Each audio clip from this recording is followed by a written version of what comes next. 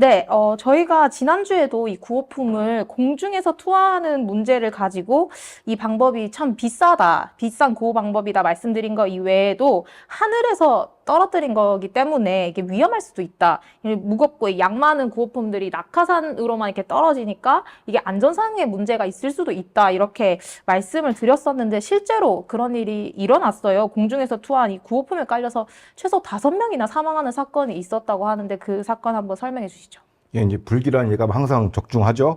그러니까 지난 8일 이제 가자 북부에 투하된 일부 구호품이 낙하산이 이제 펼쳐지지가 않은 거예요. 낙하산이 펼쳐져야 되는데 그러지 않아가지고 최소 5명이 사망하고 10명이 다쳤습니다. 그러니까 미군 본인들은 본인들이 투하한 구호품은 아니라고 얘기를 하고 있어요. 그런데 구체적인 설명은 그 이유는 없고요. 하여튼 안전사고가 결국에는 발생했다라고 보시면 되겠습니다. 이런 여러 가지 문제점이 많은데도 굳이 미국이나 뭐 요르단 다른 여러 나라들이 이 공중에서 구호품을 떨어뜨리는 방법을 고수하는 이유가 혹시 있을까요? 그러니까 본질적으로 이게 구호품 배분의 문제인데 표면적으로는 북부 가자 시티에서 구호품이 전달이 안 돼요. 남쪽으로 올라오니까 이게 전달이 안 되고 그래서 궁여지책으로 이제 공중 투하를 이제 한다는 게 미국 방침인데요. 근데 이 공중 투하는 이제 어떤 효과가 있냐면 홍보 효과는 극대화돼요.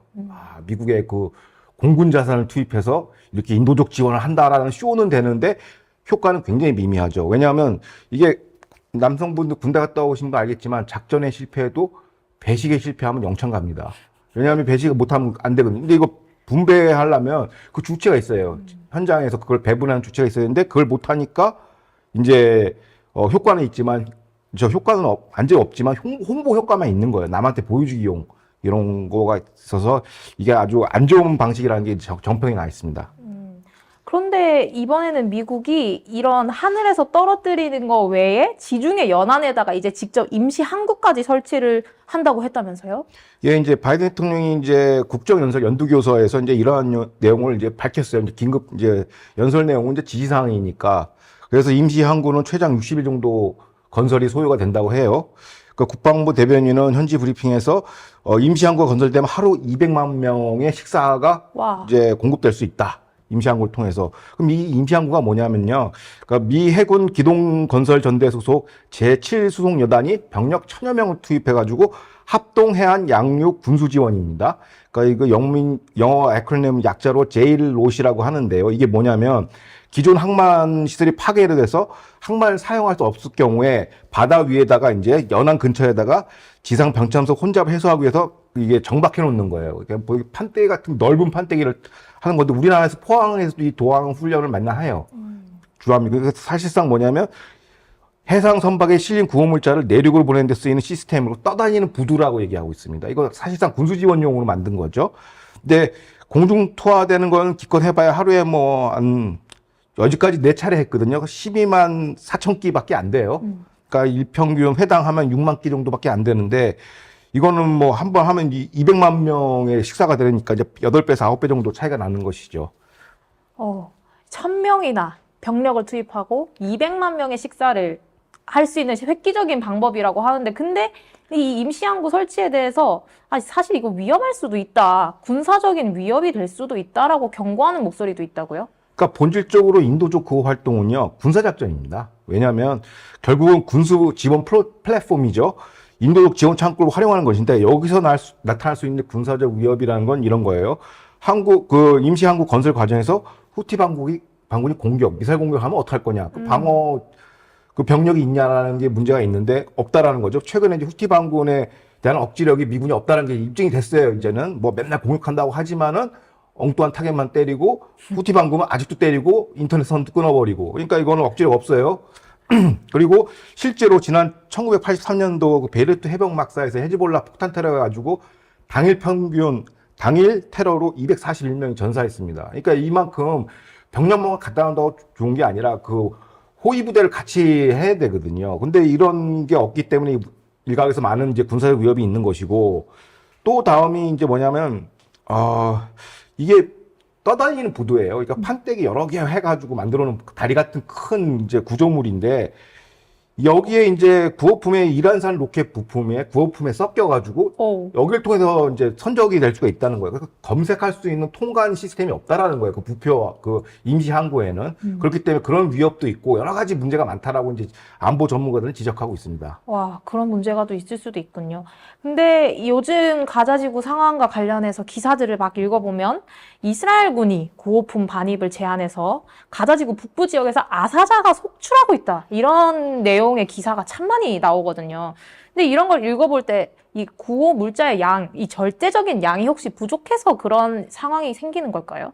그러니까 지난 8일 날 이제 예루살렘 포스트가 밝혔는데 이스라엘 군당국자를 이용해서 현재 가자지구에 유입된 물자는 충분하다고 얘기합니다. 결론적으로 얘기하면.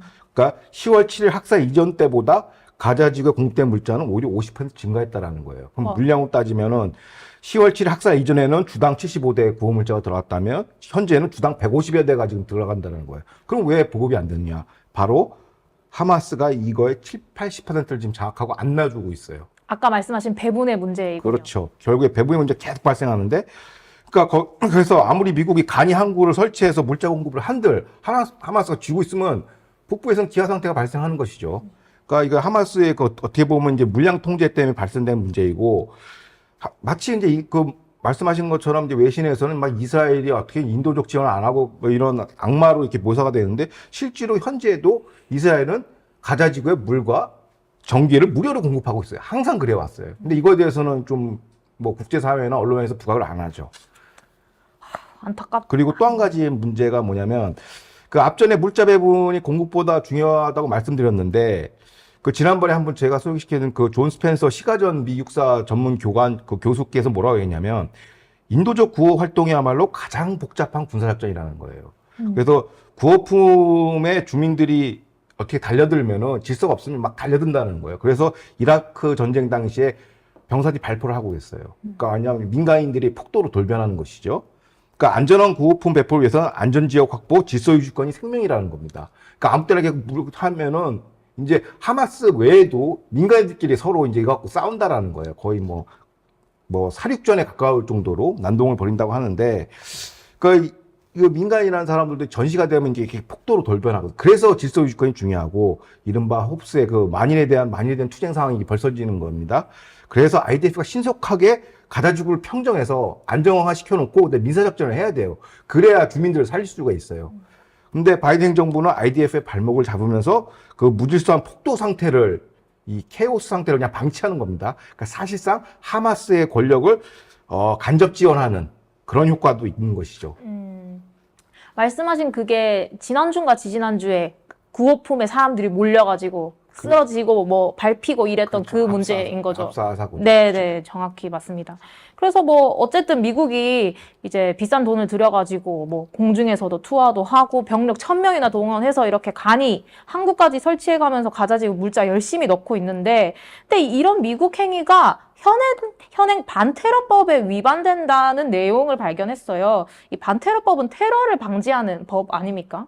근데 그 법을 위반한 거면 미국이 지금 테러를 지원하고 있는 세력이라는 건지, 미국이 왜 반테러법을 위반하고 있다는 건지 이걸 좀 설명해 주실 수 있을까요? 그러니까 지금 미국 현지 그 보수 매체에서 나오는 얘기인데요. 뭐냐면 하마스는 현재 테러 지정 리스트에 포함되어 있어요. FTO라고 했죠. 지난번에 한번 설명드렸는데, 근데 고로 미 행정부가 가자지구에 공급되는 인도적 물자는 현행 반테러법 위반이라고 얘기하고 있습니다.